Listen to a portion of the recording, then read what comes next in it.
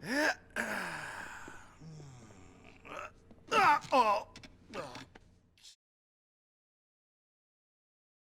everyone and welcome to another video. So, Grand Theft Auto 4 is back on Steam. It disappeared for a while so that Rockstar could remove games for Windows Live, which is no longer supported by Microsoft. And we've also lost a few radio stations as well as multiplayer mode. Hopefully we'll see a return of that one day, as it is or was still a lot of fun. We've covered GTA 4 a few times, most notably in a couple of performance related videos, one with mods and one without. We all know that the game is notorious for its PC performance, though the last patch 1.0.8.0 fixed a few issues for me, at least over patch 7. Still, downgrading to version 1.0.4.0 offers the best experience in my opinion in terms of graphics and frame rate, not to mention better mod support. But with the re-release of the game as the complete edition on Steam, I wanted to see if performance is affected yet again. It shouldn't be any different, though I have read mixed reports, and because GTA 4 is one of my all-time favourites, I would never pass up an opportunity to reinstall it and retest it for myself. So the first thing you'll notice with this new version 1.2.0.3, is that it will launch through the Rockstar Games launcher instead, or maybe I should say it will launch.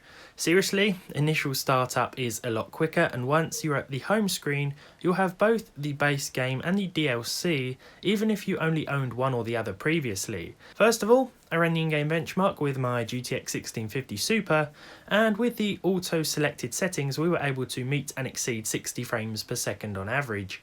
I've always liked this short and sweet benchmark run though. 65.15 was the exact average.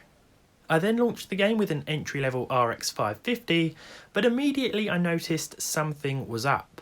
After threatening to get Brucey involved, we were ready to go with the correct VRAM limit in place, and we only saw 2 frames less on average than we did with the 1650S. However, when it comes to actual gameplay, the difference is far more significant. I'll throw up some 1650 Super gameplay here, as well as the figures from performance taken during the game's opening level. Bear in mind we aren't maxing out the game though, rather we are using a mix of high and very high, which the game defaulted to. So how do these results compare to the previous version of the game? Granted, comparing the performance to a much earlier version, such as the aforementioned 1.0.4, would yield an even bigger difference, I'm sure, but I think the difference in frame rate between the final version of the standalone game and the now complete edition are just as important to note. So as far as the benchmark test is concerned, the results don't really change.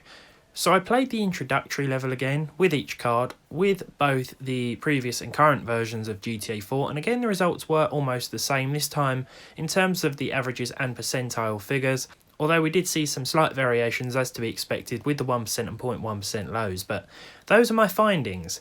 Let me know what has changed for you, whether it's positive or negative, and let me know whether you've found any new game-breaking bugs or anything like that, because I'm yet to play too far into the game once again.